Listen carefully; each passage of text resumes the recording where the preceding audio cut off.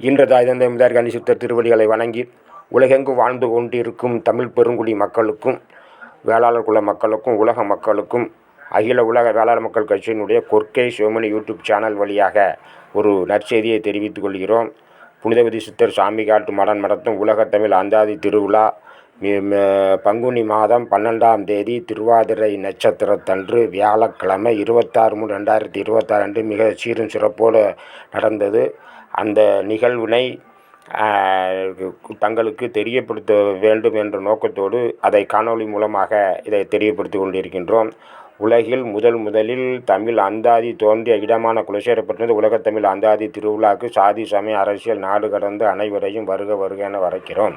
தமிழ் தேவார சத்தாய் காரைக்கால் அம்மையார் பதிகங்களை முற்றுவதல் செய்தால் முத்தமிழிலும் சிறந்து விளங்கி தமிழ் வளர்ச்சி, தமிழர் ஒற்றுமை, தமிழர் முன்னேற்றங்கான அனைவரும் வருக வருக.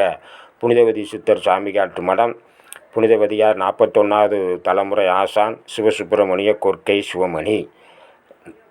அழைப்புதல் தமிழமது அடையாளம் புனிதவதி சித்தர் திருவடிகள் போற்றி போற்றி. உலகத்தமிழ் அந்தாதி திருவிழா நாள் பங்குனி 12 திருவாதிரை நட்சத்திரம் வியாழக்கிழமை 26/3/2026. இடம் குலசேரப்பட்டினம்.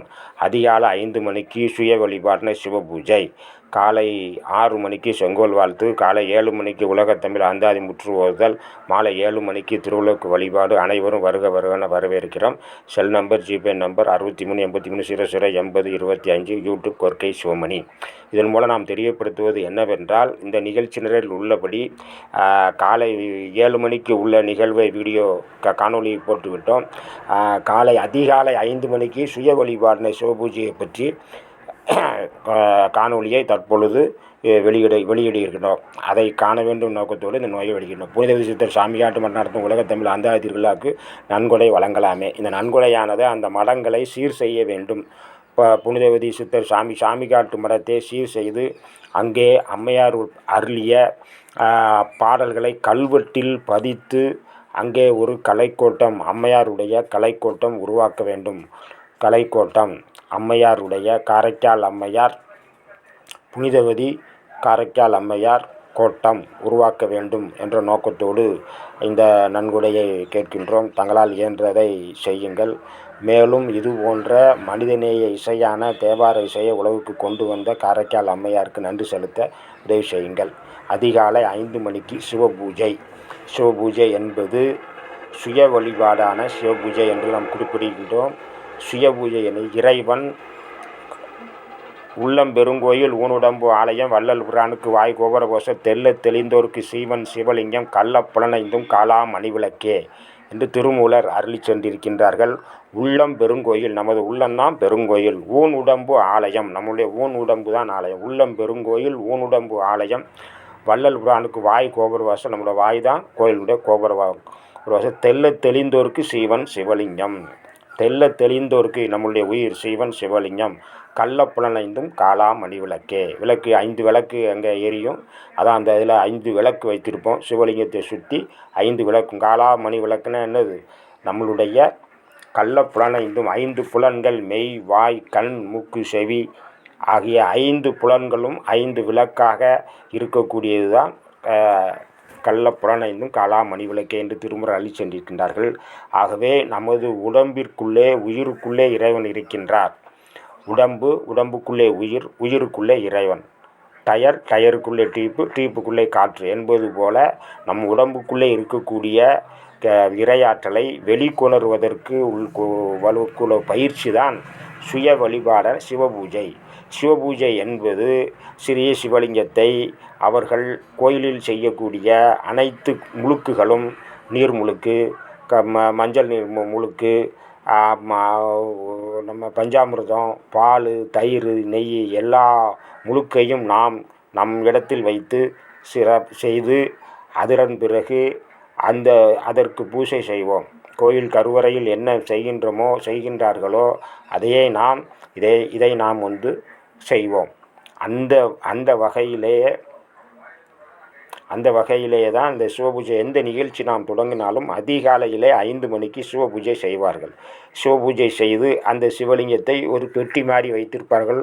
அந்த பெட்டிக்குள் வைத்து பூட்டி விடுவார்கள்.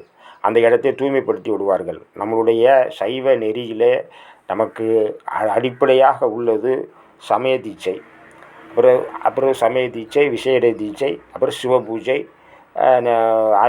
நிர்வாண பூஜை, ஆச்சாரியங்களுக்கு இன்று படிநிலைகள் இருக்கின்றது. அதிலே சிவபூஜை என்பது 6 வயசுல சமய தீட்சை, 12 வயசுல விசேட தீட்சை, 18 வயசுல சிவபூஜை அப்படிங்கிற ஒரு முறை இருக்கிறது. சிவபூஜை என்பது நமது உடம்புக்குள் இருக்கக்கூடிய இறைவனுக்கு சுய வழிபாடான சிவபூஜை. நமக்குள்ளே இறைவனை வெளிக்கொணர்ந்து வச்சு வழிபாடு செஞ்சுட்டு திருப்பி அது நமக்குள்ளேயே அந்த அபிஷேகம் பண்ண, அதுக்கு நீர் முழுக்கு பண்ணின பொருள்களை எல்லாம் பால், தயிர், நெய், பஞ்சாமிர்தம், பல அபிஷேகம், பல முழுக்கு இவை எல்லாமே நாம் உணவாக உட்கொண்டு விடுவோம்.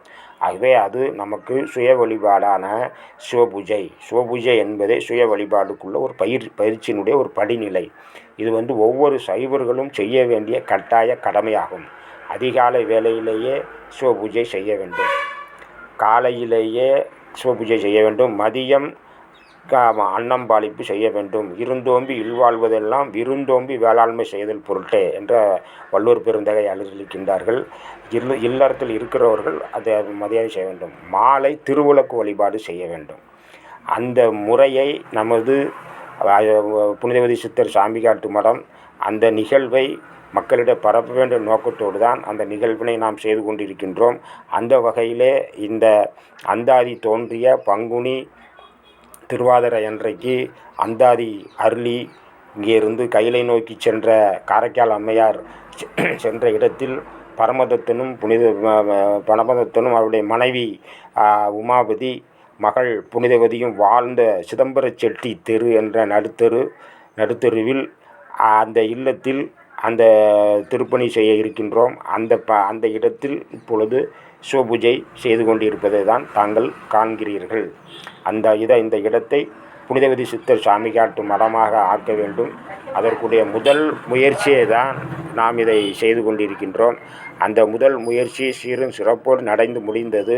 நிகழ்ச்சியில் உள்ளபடி காலை 5 மணி சிவபூஜை என்பதை அந்த சிவபூஜைக்குடைய இதை நாம் செய்திருக்கின்றோம். இதை காண்பதோடு மட்டும் இல்லாமல் அனைவருக்கும் இதை எடுத்துச் சொல்ல வேண்டும். சைவ அன்பர்கள் மட்டுமல்ல, தமிழர்களுடைய கலாச்சாரம் பண்பாடே நம்முடைய மதமே சிவ மதம். ஆகவே அந்த சிவ மதத்தில் இது சுய வழிபாடு, ஆன்ம நெறியை உலகெங்கும் பரப்பக்கூடிய ஒரு செயலை செய்யக்கூடிய பொறுப்பு ஒவ்வொரு தமிழர்களையும் இருக்கிறது.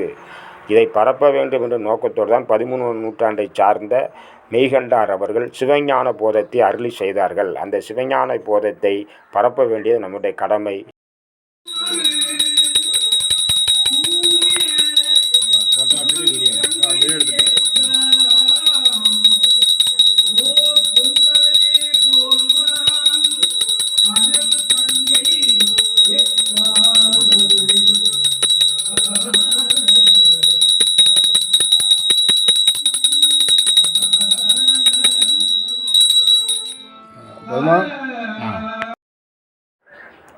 இதுபோன்ற பணிகளுக்கு தங்களால் இயன்றதை, இந்த பணி சிறப்பாக இருக்கிறது தாங்கள் விரும்பினால் தங்களால் இயன்றதை இந்த ஜிபே நம்பருக்கு நன்கொடையாக வழங்கலாம்.